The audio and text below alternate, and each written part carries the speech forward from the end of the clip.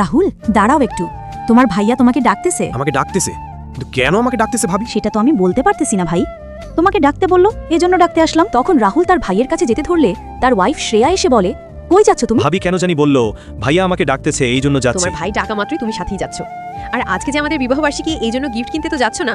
তুমিও সব বাদ দিয়ে এখনই অফিসে যাও। শুনো শ্রেয়া, আমার ভাই আমাকে ডেকেছে, আমাকে যেতেই হবে। তুমি আমাকে বাধা দেবে না, সরো সামনে থেকে। এটা বলে রাহুল তার ভাইয়ের রুমে যেতে থাকে। কি ব্যাপার রাধিকা, রাহুল কি আসতেছে? সুজয়, আমি তো মাত্রই রাহুলকে বলে আসলাম, হয়তোবা আসতেছে, একটু অপেক্ষা করো।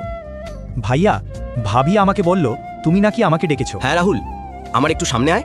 এই নিয়ে 10,000 টাকা। এই টাকাটা তোর কাছে রেখে দে ভাই। তুই ভুলে গেলেও আমি তো ভুলে যাইনি যে তোর আজকে বিবাহবার্ষিকী। তোর বউ শ্রেয়ার জন্য এই টাকা দিয়ে কিছু একটা গিফট কিনে দিস ভাই। থাক ভাইয়া, লাগবে না, আমি অন্য কোনো ব্যবস্থা করে নেব। রাহুল, তুই আজকে অনেক বড় হয়ে গেছিস তাই না ভাই? এজন্যই আমার থেকে টাকা নিতে চাচ্ছিস না? বাবা মা মরে যাওয়ার পর থেকে আমি তোর উপরে ছায়ার মতো দাঁড়িয়ে আছি, আর তুই আমার থেকে টাকা নিবি না? এরপর সুজয় রাহুলের সাথে যা করলো তা দেখলে তোমরা সকলে অবাক হয়ে যাবে। আল্লাহর এই সুন্দর নামটি দেখে যে ভিডিওতে লাইক করে চ্যানেলটি সাবস্ক্রাইব করে দিবে। হে আল্লাহ, তুমি তাদেরকে হজ করো, তৌফিক দান করো। রাহুল, তুমি তোমার বড় ভাইয়ের কথা শোনো ভাই, নইলে সুজয় অনেক কষ্ট পাবে। এরপর সুজয় রাহুলকে টাকা দিলে রাহুল টাকাটা নিয়ে বাহিরে আসে। এদিকে রাহুলের ওয়াইফ শ্রেয়া তার নিজের ভুল বুঝতে পারে এবং রাহুলের কাছে ক্ষমা চায়।